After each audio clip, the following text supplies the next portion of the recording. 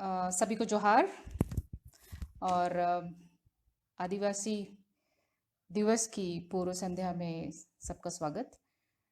आप देख सकते हैं यहाँ पे दिया जला हुआ है। अनफॉर्चुनेटली लाइट नहीं चली गई और ऐसी स्थिति हो गई कि दियों के साथ शुरुआत करनी पड़ रही है। लेकिन एक तरह से एक अच्छा मैसेज भी है। हम खुशी के समय में दिया जला करके अपनी खुशी जाहिर करते हैं। मैं सबसे पहले गोंडवाना दर्शन की पूरी टीम को बहुत आभार व्यक्त करना चाहूँगी, जिन्होंने अपने प्लेटफॉर्म के माध्यम से एक वेबिनार का आयोजन किया हुआ है। और पिछले कई दिनों से काफ़ी सारे लोग, साहित्यकार, लेखक, लेखिका, कवित्री अपनी बातों को साझा कर रहे हैं। और इनके सबसे पहले गोंडवाना दर्शन के जो संपादक या फिर कहना चाहिए जो फाउंडर स्वर्गीय श्री सुनेर ताराम जी हैं, उनको नमन और आभार कि आपने बहुत पहले एक बीड़ा उठाया और एक जिम्मेदारी ली समाज की।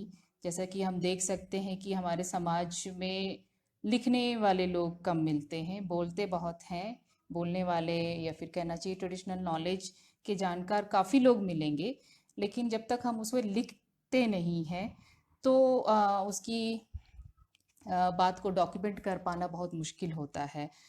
तो एक उन्होंने ये 1943 के करीब उन्होंने ये बीड़ा उठाया और अपने लेवल पे, अपने स्तर पे ये काम शुरू किया। अभी उनकी धर्मपत्नी उन्होंने ये बीड़ा उठाया हुआ है, अब वो नहीं रहे। अब संपादक श्रीमती उषा की उनका भी बहुत बहुत आभार, और सह संपादक सुश्री शैताली जी है, उनको भी बहुत बहुत आभार। उनकी टीम में नेताम जी, बड्डे जी, कमलेश जी, प्रवीण जी, आप सभी को मेरा सेवा जोहार। और एक टीम की तरह काम करने के लिए बहुत बहुत बधाई।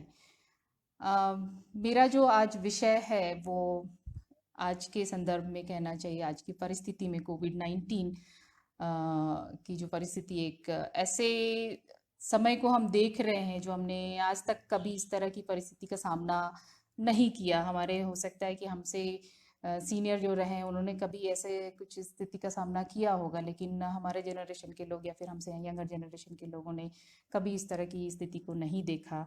ये हमारे लिए बिल्कुल कठिन समय है। और इस कठिन समय को बहुत फ्रूटफुल बनाने के लिए या फिर एक कहना चाहिए एक माध्यम से हम लोग जुड़ रहे हैं। टेक्निकली कहना चाहिए कि हम लोग बहुत एडवांस रूप में अपने आप को प्रोजेक्ट करके एक वेबिनार के थ्रू इलेक्ट्रॉनिक मीडिया का यूज़ कर रहे हैं। एक अच्छा प्लेटफॉर्म है अपने घरों घरों में बैठ कर के, कि अभी बाहर जा नहीं सकते, अपने घरों पे ही बैठ कर के हम अपनी बातों का साझा कर रहे हैं। और विभिन्न स्टेट्स के लोग एक दूसरे को देख रहे हैं, समझ रहे हैं। अच्छा समय है एक साहित्यिक ज्ञान का साझा करने का। आज का मेरा विषय है कोविड-19 के समय में महिलाओं की स्थिति। आदिवासी खासकर कहेंगे, आदिवासी महिलाओं की स्थिति क्या है। इससे पहले मैं थोड़ा सा अपने कार्य क्षेत्र के बारे में बात करना चाहूँगी कि आज तक मेरा कैसा अनुभव रहा, मेरा जो कार्य क्षेत्र था वो क्या रहा। मुझे मौका मिला कि मेरे जितने भी सीनियर्स थे उनके साथ काम करने का मौका मिला, और उनसे जितना भी सीख पाई कोशिश कर रही हूँ अभी तक कि अपने समाज को वो सारी बातों को मैं लौटा सकूँ। अपने साथ साथ में एक सेकंड लाइनर कहना चाहिए, एक सेकंड जनरेशन के बच्चों को तैयार कर सकूं जो हमारे बाद की लड़ाई जो है, आज की लड़ाई अस्तित्व की लड़ाई है। आज के समय में अगर कोविड के समय में हम कहते हैं तो आज हम ऐसे मुकाम पे खड़े हुए हैं जो कि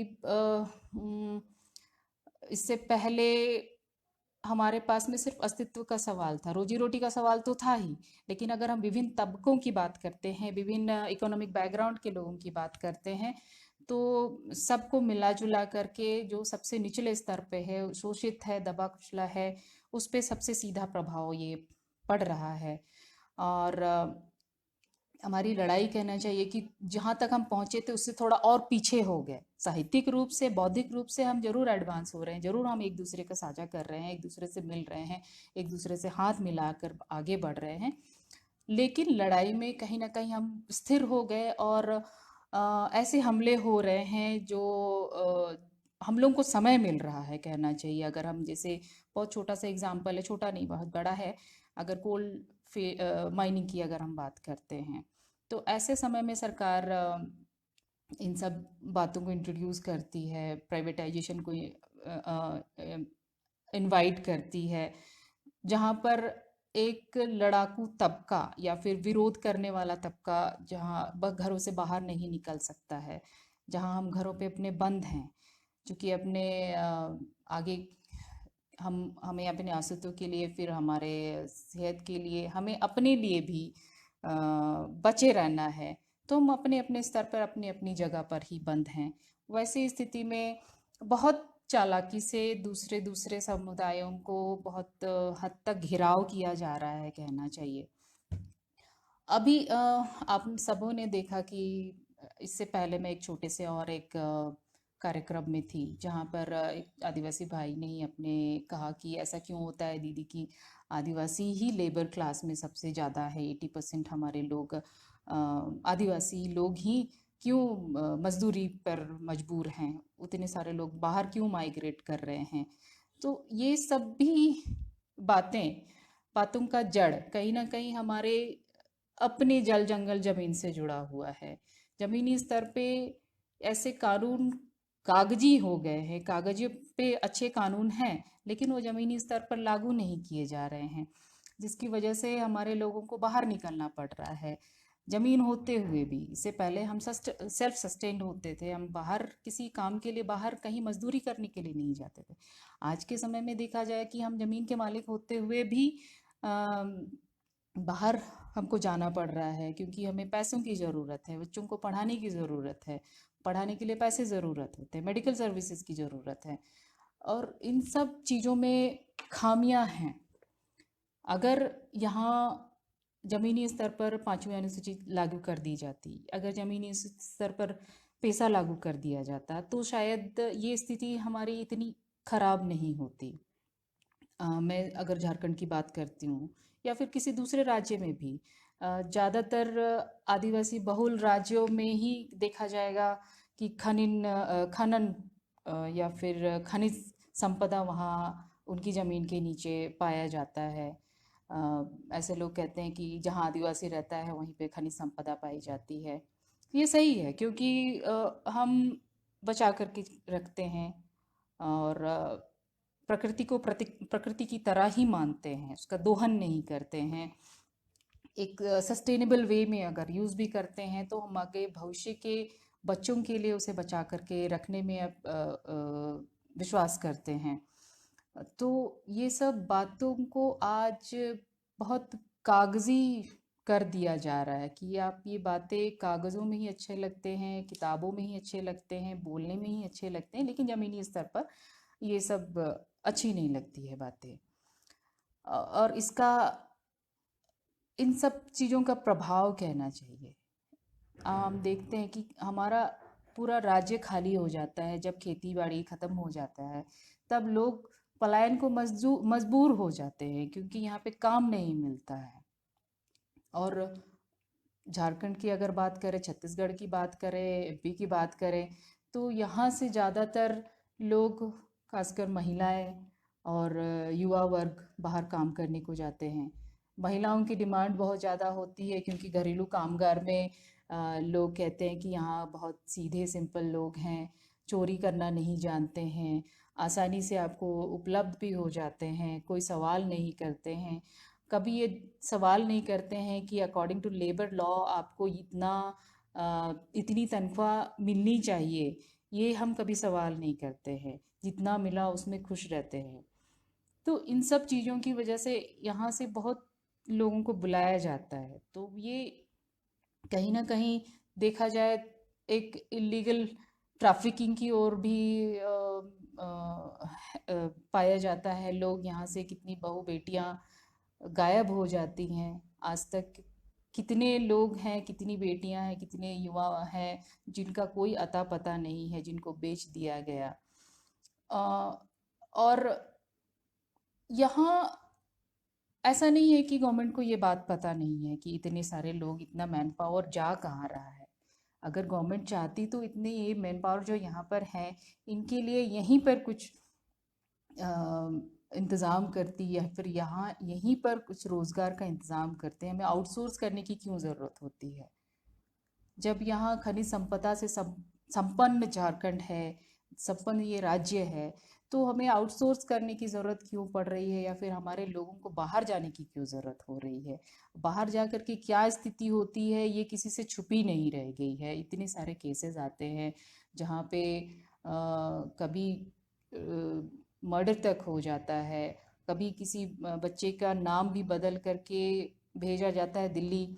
उसके बाद उस बच्ची को जब ट्रेस किया जाता है, घर वाले खोजते हैं कि कहाँ गए, तो वो कश्मीर में या तो कहीं और ऐसे जगह पे मिलती है जहाँ आप सोच नहीं सकते हैं, स्थिति में मिलती है जहाँ आप सोच नहीं सकते हैं।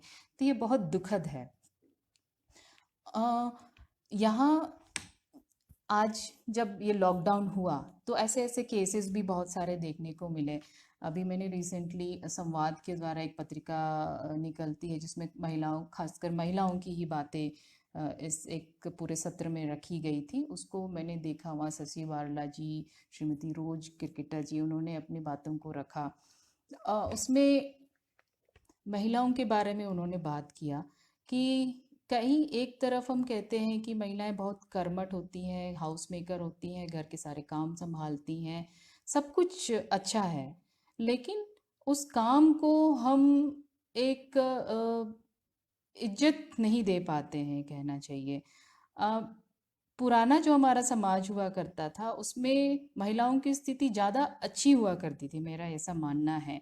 जितने मैंने अपने पूर्वजों से, अपने दादा दादियों से सुना, उस समय बहुत रिस्पेक्टेबल पोजीशन हुआ करती थी। अब थोड़ा ये डिस्टर्ब होता जा रहा है, जितना हम दूसरी संस्कृति के साथ में रहते आ रहे हैं, हमारा सोचने का तरीका, हमारा जो कल्चर है वो थोड़ा उनसे एक्सचेंज हो रहा है, बदल रहा है थोड़ी थोड़ी बातें। जैसे मान लिया कि दहेज का ही हम अगर हम बात करते हैं, तो पहले दहेज हमारे समाज में हुआ नहीं करता था, लेकिन अब देखा देखी में हम लोग ये सब भी अपने समाज में हम ले आ रहे हैं कि हम दिखावा में भी चले जाते हैं। ये नहीं सोचते हैं लॉन्ग टर्म में कि अगर हम दिखावे में, हो सकता है आप संपन्न हो, लेकिन आपको ये भी सोचना है, क्योंकि इगालिटेरियन सोसाइटी हुआ करता है हमारा समाज।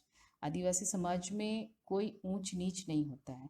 तो इस संदर्भ में अगर हम सोचें इस बात को कि आप अगर बहुत संपन्न हैं, आप बहुत, आपके पास में बहुत पैसे हैं, और आप अपनी बेटी को विदाई के समय में बहुत कुछ देना चाहते हैं, लेकिन आपको उस दूसरे समाज के उस तबके के लोग को भी सोचना होगा जो आपको एक आइडल के रूप में देखता है, आपके बारे में सोचता है, देखता है कि वो क्या कर रहा है, कैसे कर रहा है। एक तरफ कहना चाहिए कि उसको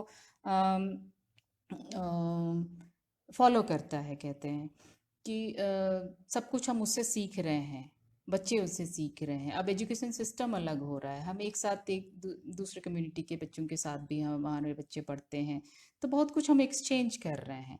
लेकिन महिलाओं की जो स्थिति, कहना चाहिए, वो अभी तक वैसी की वैसी ही है।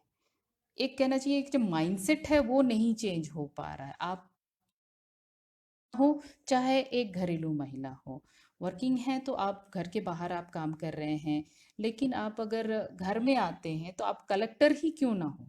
ये बहुत दुखद लगता है सुनने में कि आप चाहे कलेक्टर हो, चाहे कोई हायर पोस्ट में भी आप पोस्टेड क्यों ना हो, लेकिन आपको घर आने के बाद में घर के सारे दायित्वों को निभाना, वो पूरी फैमिली की एक्सपेक्टेशन होती है। बहुत कम फैमिलीज ऐसी होती हैं जो कि आपके पोजीशन को समझते हैं, या फिर ये समझते हैं कि आप पे वर्क प्रेशर कितना रहता है, और वो समझते हुए आपके जो बाकी घरों के जो दायित्व हैं,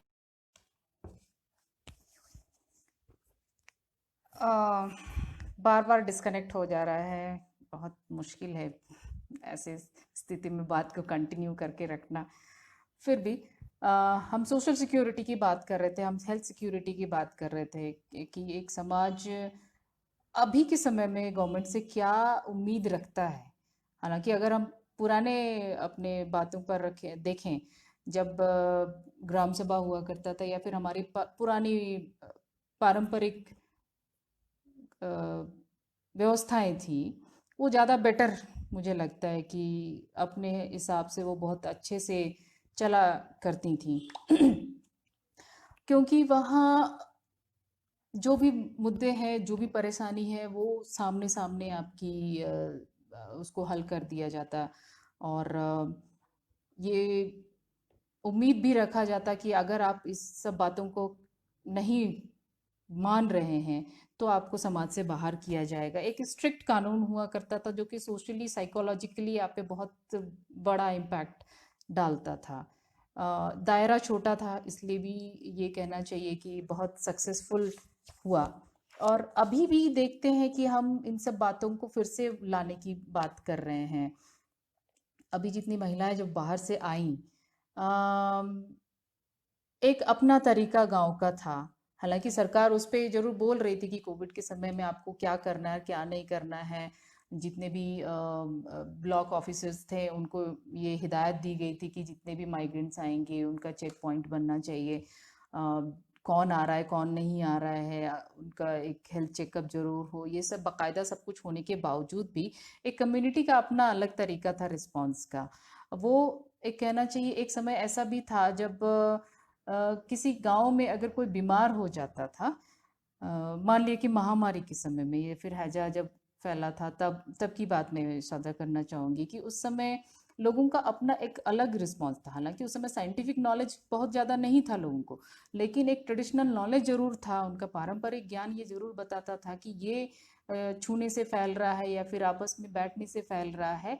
तो अपने आप को वो अपने बैरिकेटिंग अपने गांव को अपने आप ही कर दिया करते थे। वो हाट बाजार जाना छोड़ देते थे। तो अगर वो हाट में नहीं दिख रहा है गांव का आदमी, तो ये कंसिडर कर लिया जाता था कि अगर 2-3 बाजार में वो नहीं दिखाई दिया तो ये मान लिया जाता था कि उस फला गांव में कुछ दिक्कतें आई हैं। क्योंकि फ़ोन तो हुआ नहीं करता था या फिर चिट्ठियां नहीं जाती थी या फिर कोई संदेश वाहक भी नहीं होता था जो कि ये बात बता सके। लेकिन इसके माध्यम से ये जरूर पता चल जाता था कि किसी उस गांव में कुछ तो समस्या हुई है जिसकी वजह से अपने आप को लोगों ने बंद कर लिया है एक सीमा पर, और आप वहाँ से लोग बाहर नहीं निकल रहे हैं। ये अपना एक पारंपरिक तरीका था जो कि बहुत कारगर था कहना चाहिए। और उस चीज को इतने 100 साल के बाद ये फिर से इस तरह की परेशानी को हम देख रहे हैं। तो यहाँ फिर से अपने आप को यहाँ पे बहुत लोग ग्रामीण क्षेत्रों में जा जा करके लोग नहीं समझा रहे कि आपको क्या करना है क्या नहीं करना है, बस इतने बता दिया जा रहा है। बहुत छोटी बात है। और वही अगर हम कंपेयर करते हैं पढ़े लिखे शहरों में देखते हैं, तो यहाँ यहाँ पे बहुत पढ़ाई के कहना चाहिए वो अलग ही मायने दिखते हैं। लोग यहाँ इनको पता है कि अगर बाहर निकलेंगे तो क्या हो सकता है, अगर किसी और के संपर्क में आएंगे तो क्या हो सकता है, ये सभी जानते हैं। लेकिन ये बहुत अच्छा एग्जाम्पल इस समय में एक आदिवासी क्षेत्र में और एक शहरी क्षेत्र के लोगों ने जो डिफरेंस कहना चाहिए, जो एजुकेटेड एंड नॉन एजुकेटेड का जो डिफरेंस है वो बहुत जाहिर सा दिखाई दिया। क्योंकि ग्रामीण क्षेत्रों में कोरोना के केसेस ना के बराबर मिले, और शहरी क्षेत्रों में उतने ही ज़्यादा, जितने ज़्यादा लोग पढ़े लिखे, जितने ज़्यादा लोग अवेयर थे, उसके बावजूद ये देखा गया। और अगर इसकी बात करेंगे तो हम अमेरिका तो हाईली डेवलप्ड कंट्रीज में से आता है, वहाँ पे पढ़े लिखे होने के बावजूद भी ये सब मायने नहीं रखा।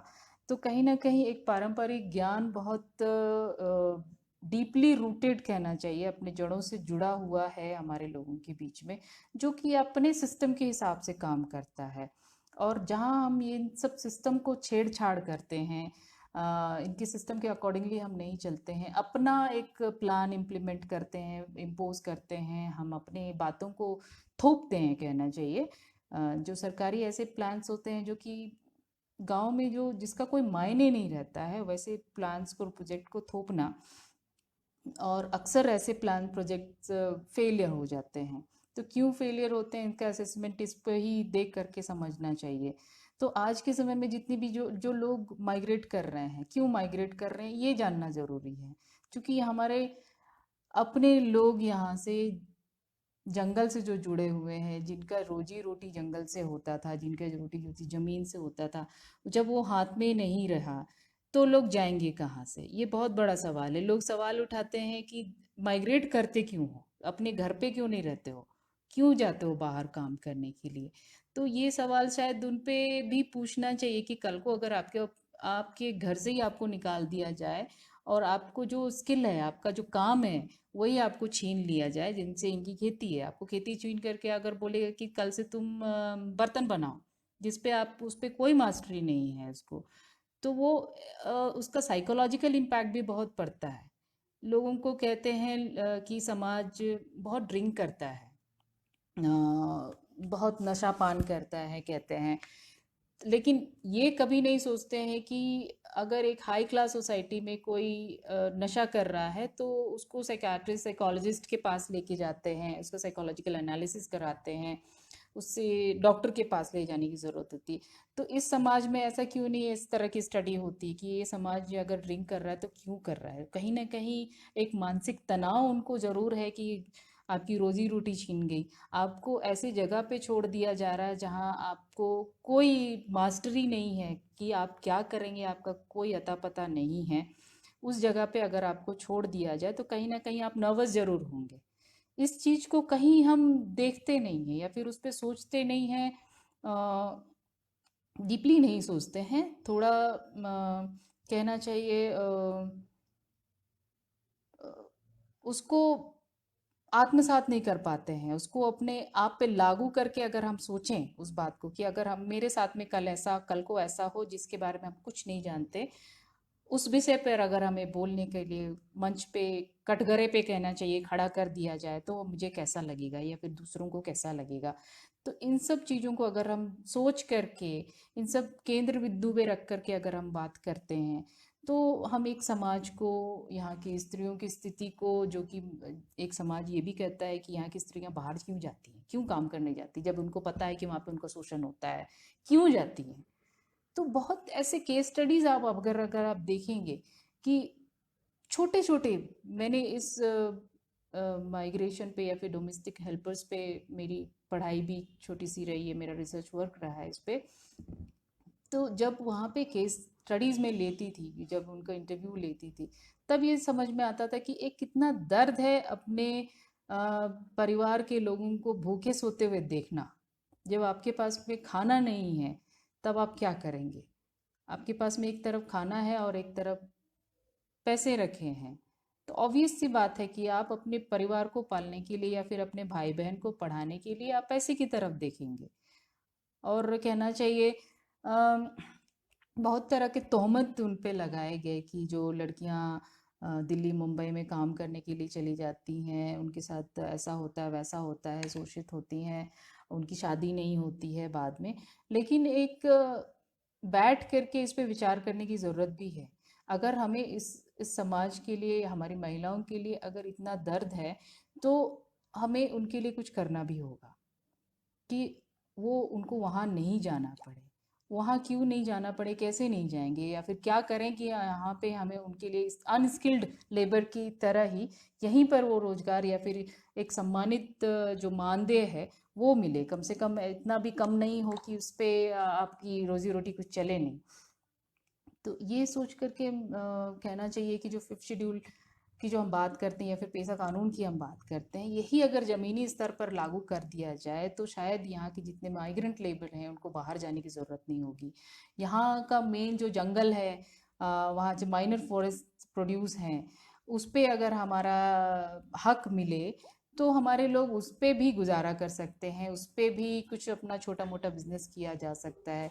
इन सब बातों को बिल्कुल ध्यान में नहीं रखा गया।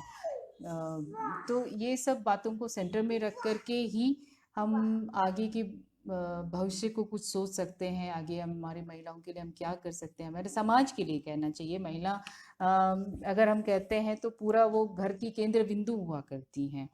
अगर एक महिला शिक्षित होती हैं या फिर एक महिला कमाती हैं या फिर एक महिला अपनी लाइफ को सेक्रीफाइस करती हैं तो पूरे परिवार के लिए करती है। और महिलाओं को समाज से अलग हम नहीं सोच सकते हैं। समाज का एक बहुत बड़ा हिस्सा हैं। उनका सोच, उनका जो पूरा मानसिक जो सोच है, वो पूरा अपने समाज के या फिर अपने परिवार के किनारे ही घूमता रहता है, वो दूरी पर घूमता रहता है। और उनके कामों को भी हम इग्नोर नहीं कर सकते हैं। इतिहास में आदिवासी महिलाओं को बिल्कुल कहना चाहिए कि बिल्कुल उनको इस इतिहास में जगह नहीं दी गई। अब खासकर अब इतनी चेतना आई है, इतने अवेयरनेस हुए हैं कि लोग अब हमारी महिलाओं के योगदान को याद करते हैं, देते हैं। ये समाज की भी जिम्मेदारी है। और अगर ये मान सम्मान दे रहे हैं तो ये बहुत बड़ी बात है कि आप अपनी महिलाओं को उतना रिस्पेक्ट देते हैं और दे रहे हैं या देना चाहते हैं। क्योंकि अगर हमारा समाज एक पहिए पर नहीं चल सकता है, इसके दोनों पहिए बराबर होने चाहिए। और उतना ही योगदान भी उतना ही बराबर होना चाहिए, उतने सम्मान के साथ उनका योगदान होना चाहिए। आपको उनकी बात को सुननी पड़ेगी या फिर सुनना चाहिए, क्योंकि कहीं ना कहीं आपके पूरे परिवार की बात या फिर अपने बच्चों की जो बातें हैं वो बहुत हद तक महिला से ही सीखते हैं। तो जो हमारे आदिवासी परिवार में कहना चाहूँगी, उसकी जो खासियत रही है उसको बरकरार रखना है। अगर हम अपनी आइडेंटिटी की बात करते हैं, आज हम क्यों एक ये आदिवासी दिवस मनाने पर हम क्यों तुले हुए हैं, या फिर हम अपने आप को आदिवासी क्यों कहलाना पसंद कर रहे हैं। जहाँ एक समय ऐसा भी था जब लोग आदिवासी कहने से भी डरते थे। लोग अपने आप को आदिवासी नहीं बता करके कुछ और बताते थे कि हम फला हैं, हम फला हैं, लेकिन आदिवासी कहने में बहुत डरते थे। लेकिन आज के समय में लोग समझ गए हैं कि ये हमारे समाज की पहचान है। ये आदिवासियत जो है, इसमें बहुत सारी खूबियां हैं जो दूसरे समाज में हम नहीं खोज पाते हैं। और इसको बरकरार रखने के लिए इनकी जो अच्छाइयाँ हैं, जो बातें हैं, उसको इंटैक्ट करके रखना होगा, उसको याद करके रखना होगा और उसको बनाए रखना होगा। तभी अगर हम अपनी अपनी पहचान, अपनी जो खास मूल बातें हैं उसे ही हम भूल जाएंगे, तो किसी नए नींव पर हम अपना घर नहीं बना सकते। नींव तभी मजबूत होगा जितना आपके गहराई होगी। तो फिर इन सब बातों के साथ में दूसरा ये बात है कि हम जो मैंने बहुत शुरुआत में बात की थी, शायद बहुत जो बाद में जुड़े वो लोग नहीं सुन पाए होंगे, कि हम लिखते नहीं हैं। पहले तो था कि आदिवासियों का तो कोई इतिहास लिखा नहीं गया, क्योंकि लिखने का चलन नहीं था, लोग पढ़े लिखे नहीं थे। हमारे पत्थरों पर ही हमारा इतिहास जड़ा हुआ करता था। तो वो पत्थर का अपना एक कहानी है। पत्थर में लोगों की मेमोरी पावर इतनी ज़्यादा होती थी कि पूरे इस गांव की जिनोलॉजी को लोग पत्थर पर ही याद रखते थे, जिसको आज बहुत पॉपुलर पत्थलगड़ी के नाम से हम जान रहे हैं। उसका एक अलग इतिहास है। लेकिन आज हम पत्थर पर नहीं लिख सकते हैं। कुछ बातों को, कानूनी बातों को हम जरूर उस पर एक सूचना पट की तरह हम यूज़ जरूर कर रहे हैं, लेकिन अपना इतिहास अगर लिखना है तो हमें अपनी बातों को, अपने भावनाओं को, अपने एक्सपीरियंस को, अपने स्ट्रगल को लिपिबद्ध करना होगा। तभी जा कर के हम अपने बारे में लोगों को हम बता सकते हैं। क्योंकि आज तक जितने भी रिसर्च किए गए हैं वो किसी और समाज के द्वारा रिसर्च किया गया है। हमारे अपने लोगों ने बहुत कम लिखा है। लेकिन ये बहुत ऐसा समय आ गया है जब आप अपनी बात को अपने शब्दों पर, अपनी भावनाओं के साथ में लिखें। और दुनिया को ये जानकारी दें कि आपकी आपकी अपनी क्या सोच है। अपने परिवार के लिए, अपने समाज के लिए, अपनी महिलाओं के लिए आप किस तरह की बातें, किस तरह का रिस्पेक्ट आप उनको देते हैं, कैसे कानून है, या फिर आपकी पारंपरिक व्यवस्था किस तरह की है। इन सब की जानकारी जब तक हम नहीं देंगे, तब तक एक दूसरा समाज हमें दूसरे नज़रिए से, या तो कहना चाहिए दूसरे चश्मे से ही हमें देखेगा।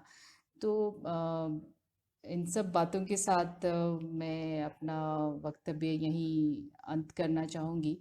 और ये कहूँगी कि ऐसे समाज में बहुत सारे ऐसे दूसरे देशों में आदिवासी समाज है जो कि जिसमें हर तबके के लोग, कहना चाहिए कि बच्चा से लेके बूढ़ा, बूढ़ों को एक एसेट के जैसा उन्होंने प्रिजर्व करके रखा हुआ है। बुजुर्गों को उनका पारंपरिक ज्ञान को एकदम पोटली की तरह बांध करके रखा है, और उनको हर तरह से डॉक्यूमेंट करते जा रहे हैं कि कल को ये खो ना जाए।